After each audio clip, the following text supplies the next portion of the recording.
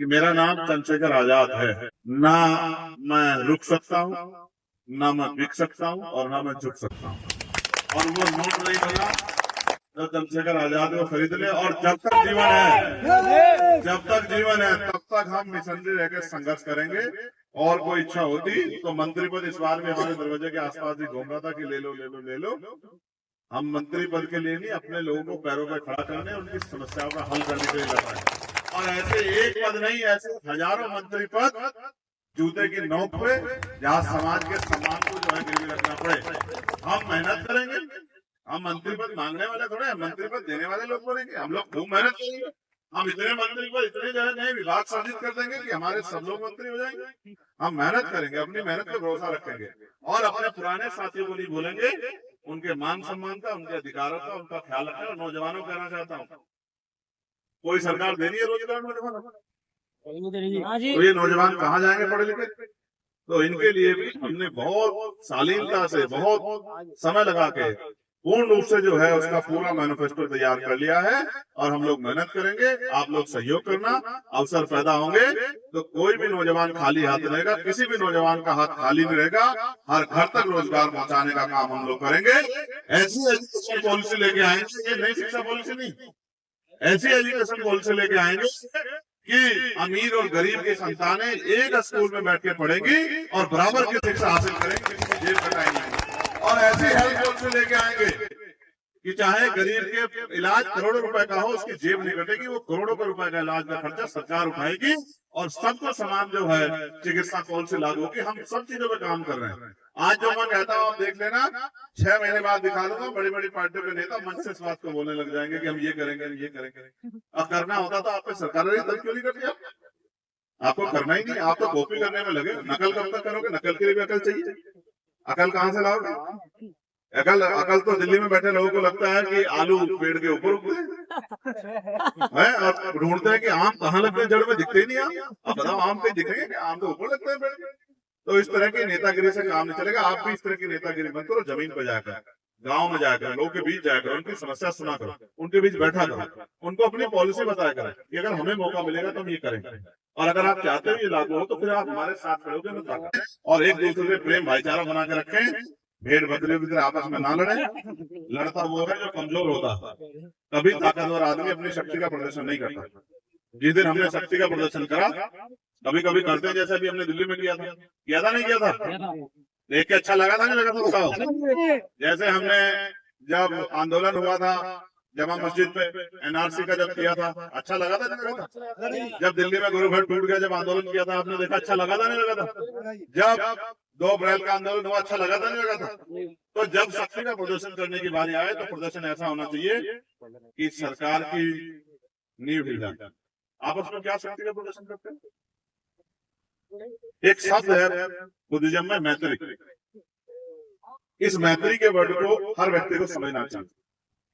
हमारे रिश्ते खून के रिश्ते नहीं है। जब हम बहुजन समाज की बात करते हैं, जब मानवता की बात करते हैं, जब हम इंसानियत की बात करते हैं, जब हम भाईचारे की बात करते हैं, तो हमें समझना पड़ेगा। सहारनपुर में कभी हो ही नहीं सकता। मैं सहारनपुर का बेटा हूँ, हमेशा सहारनपुर का बेटा भाई बन के ही हम लोग दृढ़ शक्ति से, संकल्प से काम को आगे बढ़ाएंगे। और मैं अध्यक्ष जी से ये कहूंगा, अध्यक्ष जी ने जब समय निर्धारित कर दिया कि 10 साल में करना है, तो हम लोग उसमें भी जुटेंगे। क्योंकि आज सुबह सुबह मेरे सामने एक चैलेंज आया था।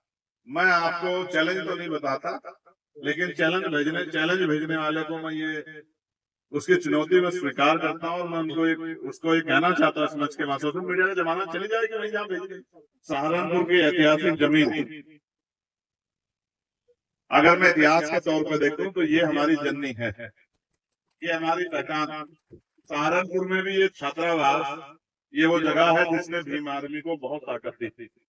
इस मंच पर उपस्थित भाई राजकुमार सैनी जी, नीटू जी, प्रवीण जी, मेहताब जी, मंत्री जी, डॉक्टर ब्रजपाल जी, भाई कमल वालिया जी, हमारे लीडर भाई विजय सिंह जी, अनिल जी, भंते पूजनीय भंते जी, और तमाम साथियों। ज्वाइनिंग तो हम लोग कार्यक्रम के अनुसार रोज चला ही रहे हैं। अलग अलग जिलों में, अलग अलग तिथियों में ज्वाइनिंग के कार्यक्रम चल रहे हैं। लगातार सस्ता अभियान जारी है। इसी क्रम में हर जिले में रोज 400-500 लोग जो हैं सदस्यता लेते हैं, लेकिन आज की सदस्यता बहुत महत्वपूर्ण थी, इसलिए मुझे स्वतः यहाँ आना पड़ा, क्योंकि जिनको आज हम लोगों ने इस मिशन में तो नहीं कह सकते, मिशन में तो हमसे पुराने, उनका बहुत बड़ा अनुभव इस मिशन में रहा है। मिशन में वो बहुत पुराने कि डीपी सिंह जी मिशन में भी हमसे सीनियर है, उम्र में भी हमसे सीनियर में है और अनुभव में भी हमसे सीनियर है। और जिस काम को उन्होंने, जहां आदमी खाली रहते काम नहीं करता मिशन का, उन्होंने नौकरी पर रहते इस काम को किया। इससे यह स्पष्ट होता है आज की ज्वाइनिंग से कि जो हमारा पढ़ा लिखा बुद्धिजीवी समाज है, जो हमारे समाज का असल नेतृत्व करता है, क्योंकि आंदोलन तो कोई भी शुरू कर सकता है, किसी भी चीज का निर्माण कोई भी शुरू कर सकता है, लेकिन उसको शिखर पे पहुंचाने की जिम्मेदारी तभी जो है वो कार्य आगे बढ़ता है जब उसको पढ़े लिखे लोग उसकी लीडरशिप करते हैं। आज की जो ज्वाइनिंग है, मैं इसके लिए गुरुजी तेगवाल जी का, सतीश जी का, दोनों का धन्यवाद करूंगा कि आज की ज्वाइनिंग विशेष ज्वाइनिंग है, क्योंकि डीपी सिंह जी और उनके साथी उसी लक्ष्य के साथ, जो लक्ष्य डॉक्टर बाबा साहब अम्बेडकर ने, माननीय काशीराम साहब ने और हमारे सभी महापुरुषों ने, राष्ट्रपिता ज्योतिबा फूले, छत्रपति साहू जी महाराज और संत राम बी प्रजापति, महामना रामसु वर्मा, बाबू जगदेव प्रसाद कुशवाहा, जनाय कपूरी ठाकुर, तमाम हमारे जितने संत गुरु महापुरुष हुए हैं, उन्होंने जो सपना देखा था व्यवस्था परिवर्तन का, कि इस देश में ऐसी व्यवस्था बने जो संविधान के हिसाब से, अगर संविधान लागू हो जाए तो वही व्यवस्था इस देश में चलेगी कि मानव मानव एक समान होगा और जाति धर्म के आधार पर कोई ऊंच नीच की भावना नहीं होगी, किसी के साथ कोई जुल्म नहीं कर पाएगा, किसी को कोई सता नहीं पाएगा। अभी जब वक्तव्य रख रहे थे डीपी सिंह जी, तो इस बात को कह रहे थे कि भीम आर्मी के साथी लोगों की मदद कराने जाते हैं, ये बहुत उत्कृष्ट कार्य है। मैं आपको एक जानकारी देता हूँ, अभी 2 दिन पहले लखनऊ में, प्रदेश की राजधानी में, पुलिस के द्वारा एक घटना कारित हुई जिसमें परिवार का यह आरोप था कि पुलिस की मारपीट से अमन सोनकर नाम के एक बच्चे की, एक लड़के की हत्या हुई।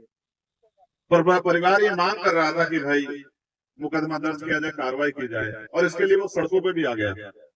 मैं लखनऊ गया था, लखनऊ से श्रावस्ती जो है अशोका विजयदशमी का कार्यक्रम था, मैं उस कार्यक्रम में जो है शामिल होने के लिए गया। लगातार मेरे फोन पे परिवार संपर्क में था। जब पुलिस को लगा कि अब कार्रवाई करनी पड़ेगी तो उन्होंने भीड़ को हटाने के लिए लाठीचार्ज कर दिया। फिर मेरी सभी अधिकारियों से बात हुई, अंत पुलिस कर्मचारियों के 4 कर्मचारियों के खिलाफ मुकदमा दर्ज हुआ। और जब मैं सो के उठा लखनऊ पहुंच के रात को 4 बजे, तो सुबह वहां के डीसीपी, जो एक महिला बहन थी, और 2 और सम्मानित अधिकारी मेरे कमरे के बाहर ही जो है उपस्थित थे कि भाई हमें जानकारी है कि आप वहां जाना चाहते हैं, हमने क्या क्या कार्रवाई कर दी है, मैं आपको ब्रीफ कराना चाहता हूँ, क्योंकि लगातार मैं उनसे बात कर रहा था। तो जब मैं उठा तो उन्होंने मेरे हाथ में वो FIR की कॉपी दी कि हमने ये मुकदमा 304 में दर्ज कर दिया है। इसके अलावा जो भी आप हमें आदेश करेंगे, जो भी आप महसूस करते हैं परिवार की पीड़ा, हमें बताइए, हम उस पर काम। जहां इस प्रदेश में अपराध होने पे मुकदमे दर्ज नहीं होते, जहां तमाम तरह से मेरा अनुभव है, रेप जैसे मामलों में मुकदमों के लिए संघर्ष करना पड़ता था, जहां सामूहिक रूप से मार पिटाई और सामाजिक बहिष्कार तक के मामले, घोड़ी से उतारने तक के मामले मेरे आज भी याद, यही धरती थी। और दिन था 4 दिसंबर का, हमने एक बड़ा कार्यक्रम किया और हमने तय किया था भीम आर्मी के साथियों ने कि अगर 15 दिन तक कमजोर वर्गों पे अन्याय अत्याचार की कोई खबर अखबार में नहीं छपेगी तो फिर हम दूसरी जगह पे जाके काम करना शुरू करेंगे। मुझे आज भी याद है 4 दिसंबर 2016, मेरे बहुत अच्छे से याद है। यहाँ हमने कार्यक्रम किया और मैंने माननीय अध्यक्ष जी को, कमल भाई को, प्रवीण जी को और एक और हमारे छोटे भाई उस समय यहाँ थे, उनको मैंने जिम्मेदारी दी कि भाई अब इस जिला उत्तर प्रदेश आप लोग संभालो, मैं दूसरे प्रदेश में काम करने के लिए जाऊँ। ये तब संभव हुआ कि जब भीम आर्मी के लोगों ने दिन रात एक कर दिया जुर्म जाति अत्याचार रोकने के लिए, और जहाँ छोटी सी घटना होती थी तो वहाँ भीम आर्मी का नौजवान ऐसे सामने चट्टान की तरह खड़ा हो जाता था कि पुलिस को कार्रवाई करनी पड़ती थी और लोगों को न्याय मिला। तो मैं इसलिए इस बात को आपको बता रहा हूँ कि आज देश भर में जहां भी किसी पे जुल्म होता है तो जहां भीम आर्मी कार्यकर्ता जाके बाबा साहब अम्बेडकर के संविधान की ताकत को मनवाने का, लोगों के जुल्म जाति को रोकने का और उनको न्याय दिलाने का काम करता है। और पाठशाला चला के भी उन्होंने बहुत बड़े पैमाने पर लोगों में जागरूकता काम आगे बढ़ाया है।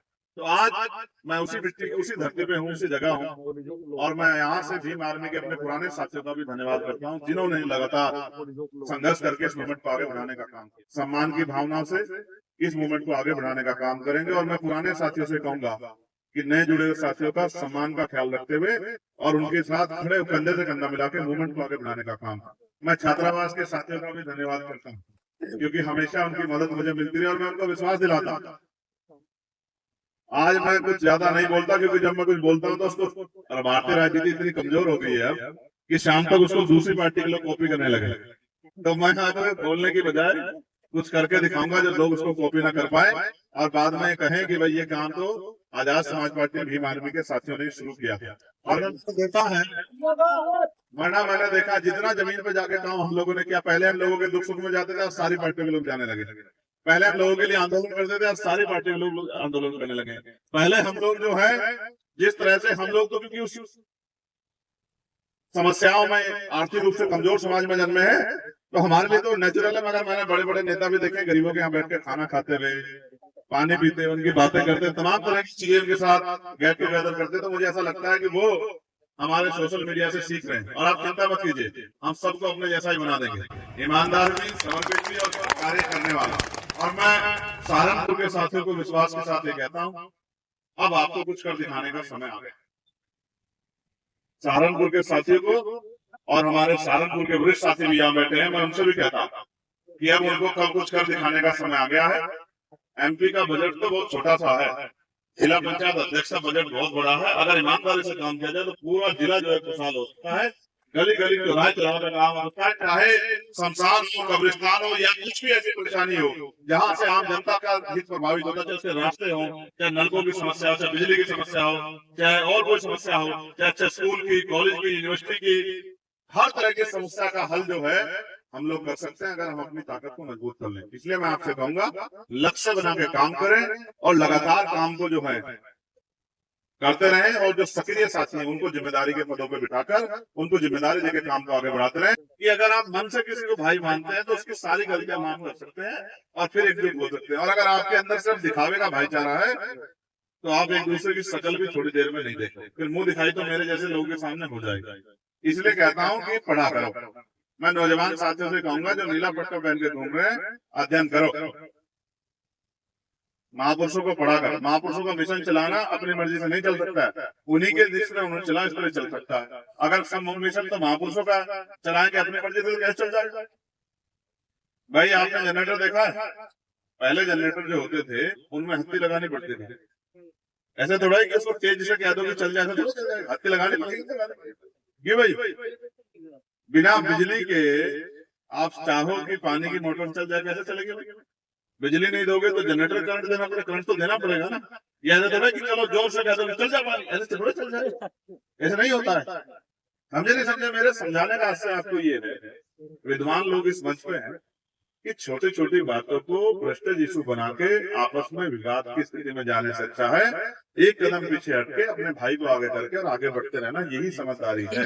और अगर आप आपस में एकजुट नहीं हो सकते हो, हमारा पुराना साथी धर्मेंद्र बैठा, आप देखिए दोनों पैर उसके कमजोर है। और मेरा आज तक का इतिहास है, कोई रैली नहीं होती होगी जिसमें धर्मेंद्र नहीं रहता होगा। अपनी वो छोटी सी गाड़ी में आता है, हमारा पुराना साथी है और कभी कोई नहीं कहता मंच में उठा दो। कितना पुराना है देखो, पुराना साथी है हमारा ननेड़ा गुजर का, कितना पुराना साथी। तो हमारा एक साथी जो है हमें सब याद है और सब लोग अच्छे से इच्छा शक्ति वाले लोग। तो बताओ काम आगे बढ़ेगा नहीं बढ़ेगा? बताओ पक्का?